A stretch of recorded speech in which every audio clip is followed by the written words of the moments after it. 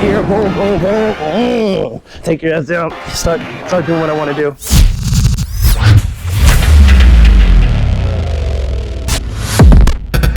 Alrighty, Kung Fu Chronicles, we are back up at the village, Westlake Village, with Steph, Sifu Gus, SOV, so it must mean it's time to do some more debunking of the junk today. I'm thinking that's what we're about to do. Yes.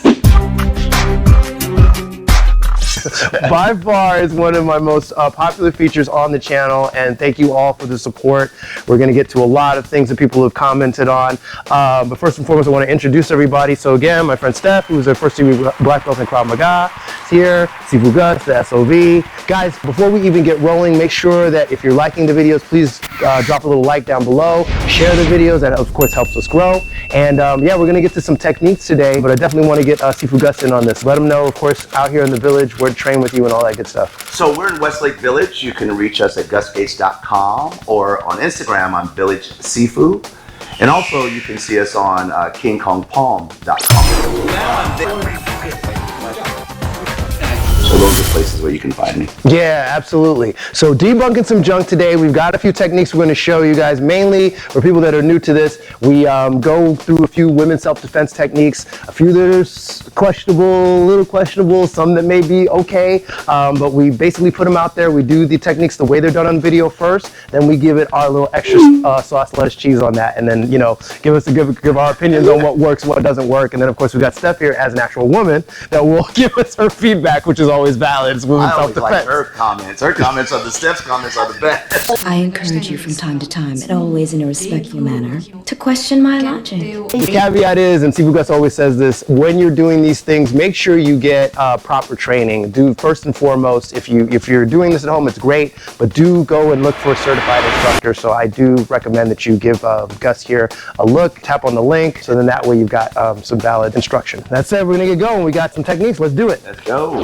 First video we're gonna look at is Janice Hung. She's back. We did a video of hers, again, a few videos back. I'll leave the link up above so you guys can check that one out. This time, she's talking about defense against a women's self-defense, specifically against a straight punch. So I'll leave the link for that video down here so you guys can see. We're not editing the video. You can see it all in context. We're gonna briefly just kind of show you the defense, and then we'll break it down, and then we'll go through it our way. From the U-defense stance, I parry his punch, then this one cover. Parry is like catching and blocking the punch at the same time. This is 1, 2, 3 things happen here in one motion. First, I move to the side to stay away from the line of attack. Second, I parry his punch. Third, I strike his face with a vertical fist.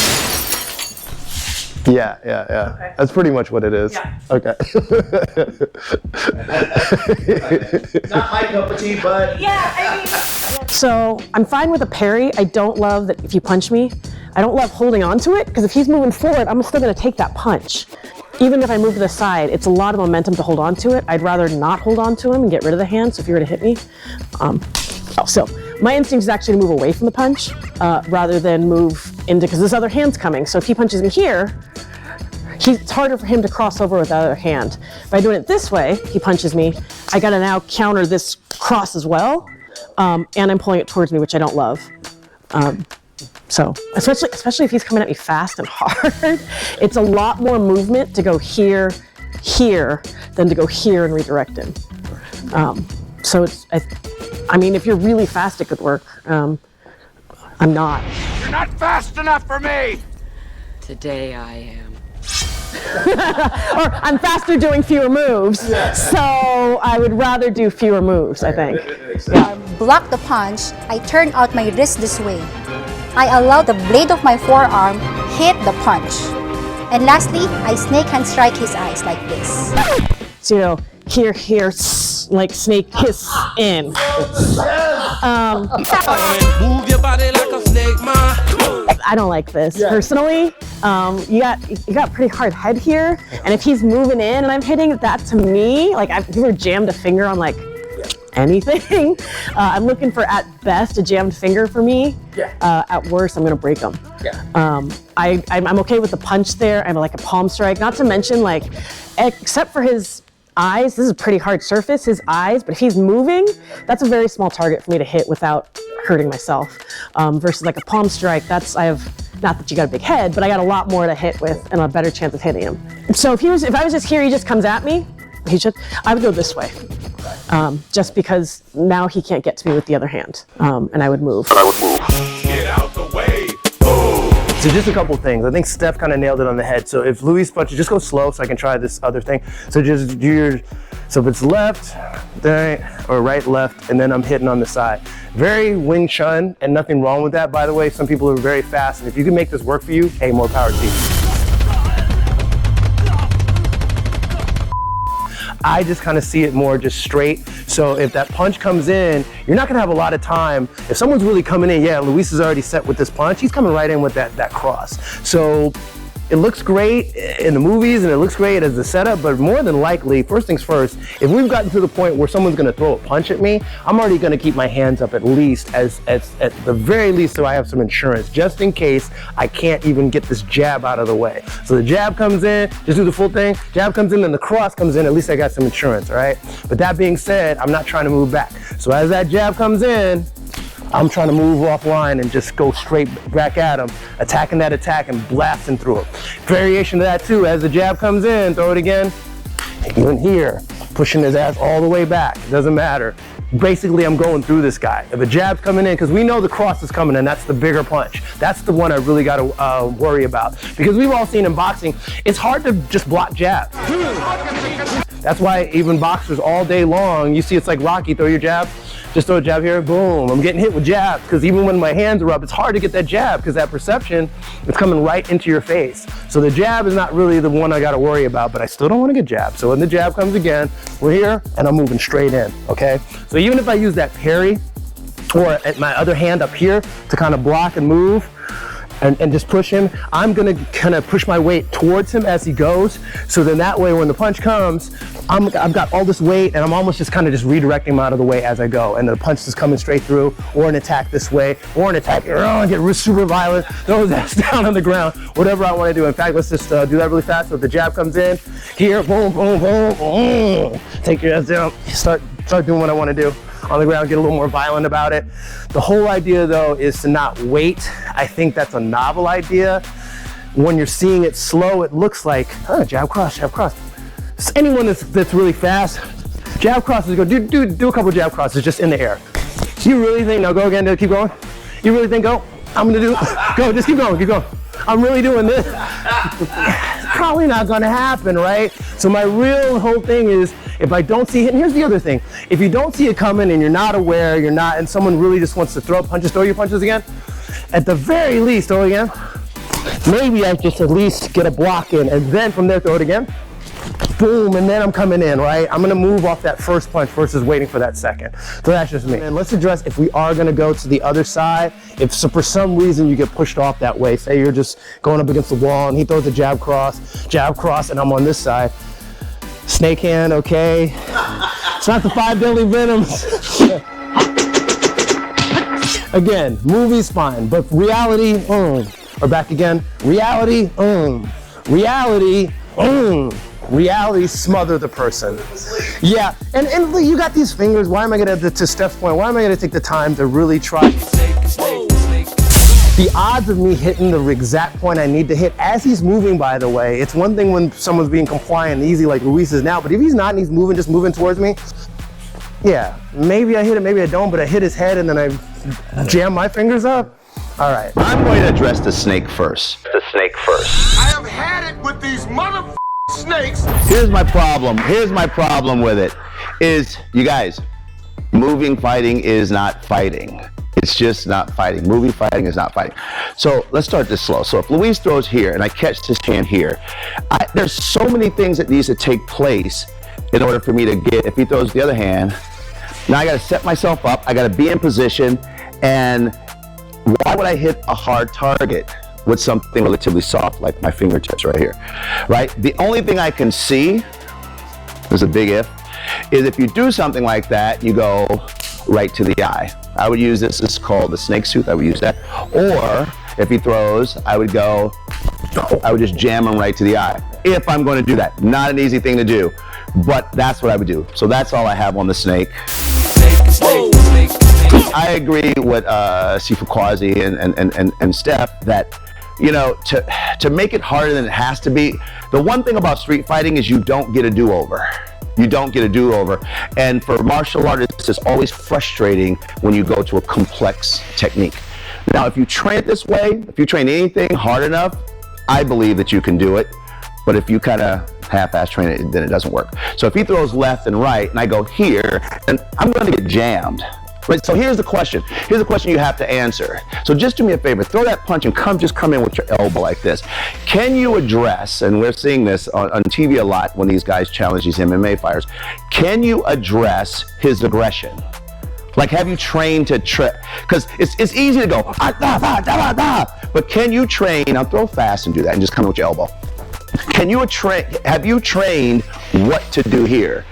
Because it doesn't matter, none of the other stuff matters. Because if you don't know how to deal with this, then what you're gonna do is you're gonna be overwhelmed and it's gonna be harder for you to do these moves. So I agree with Sifu Kwazi and Steph, move off to the side. If I go here, now his weapons are over there, right?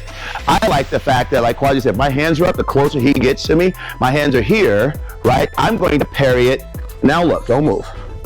Look at all the targets that you can hit. So one of the things I would do is come, boom, there's a striking target right there, and look at the face right there, it's just much easier. The other thing is catch him, go high-low with him. If you're gonna do this, set him up for it. Okay, set him up for it. Because the reality at the end of the day is he's not expecting certain things, and if I do it, let's try that again. So if I go here, right, that's one thing. If I go here, that's another, right? I wouldn't stand there because his mass, move off to the side. Get off the center line, right? And I can do it, I would do it this way. I would go this way. Now I can sign up. So now, watch. You wanna see his jaw? There's a jaw right there, right? Because I'm looking for reaction when I work out with my workout partner. That's why we have to make contact. We have to make contact. Without that, you don't get it. It's just a bunch of maybes, maybes. Maybe. So the way I would handle that, I wouldn't agree with, especially she doesn't seem like a really large person. If a person the SOB size or my size or Sifu Kwazi size, throw that punch. Like here, I'm gonna show you something. I'm just gonna block like this, and I'm just gonna push through it. Go. Yeah. It's a very hard thing. Now, think about it. That represents, don't do anything. That represents this. How do you stop that? It's a hard one to do, especially when you give up size, right? So you have to know how to move, and that's why I agree with Steph and Sifu Kwazi about moving. And you can come up, boom, and catch them underneath if you want, right? One of my favorite moves of catching underneath is I come here, and now I'm on top of him, right? Now I would probably hit him as his head starts to hit the ground, and I would hit him there. But it really is important to understand how to use every aspect of your body as a weapon if you're trained martial arts. If you're not, this is what I would go with. Now at this point I have options. Run, right? Attack, there's all kind of targets, or whatever you need to do. So at least you have options at that point. To do this, limits you. To do this limits you. We don't want to do this. Wrapping this one up, Steph, your pros and cons, things you like, didn't like, whatever. I like the idea of pairing a hit. I think, least, especially if you're untrained, the fewer moves you can do it, the better. So I would move this direction instead of into that other punch. I love a groin kick, but again, if they're moving, if they're an angle, the kick's not there, it's hard to go off the side. Also, I can't get over my hands. Like, unless I'm holding a latte, they gotta be in it, drink. Maybe if I'm holding a coffee drink, I'd be okay. And then but he's still got coffee, he'd still get coffee in his face. That wouldn't work either. I would absolutely get my hands in the way. So I don't know why you have the tools and just leave them out. So. Yeah. I would definitely use my hands. So for this one, we're giving it a pass or fail.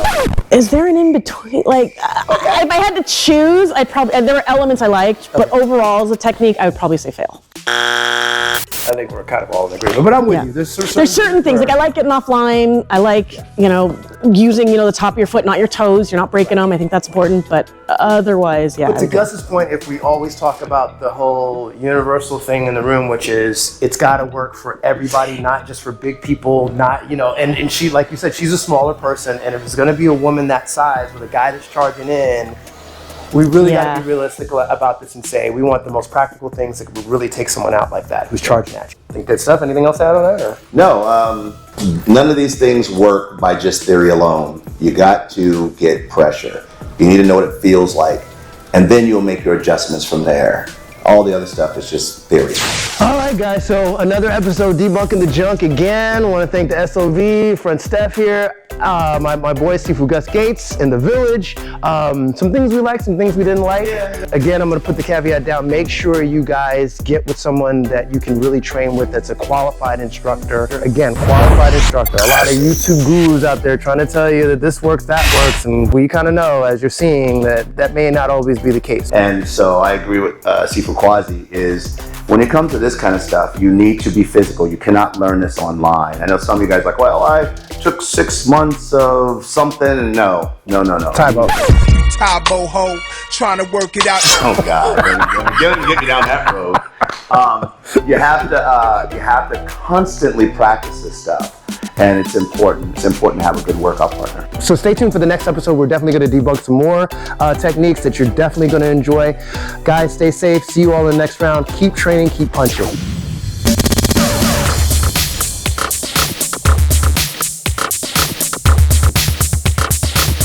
Run up and stop. Okay, now kick me.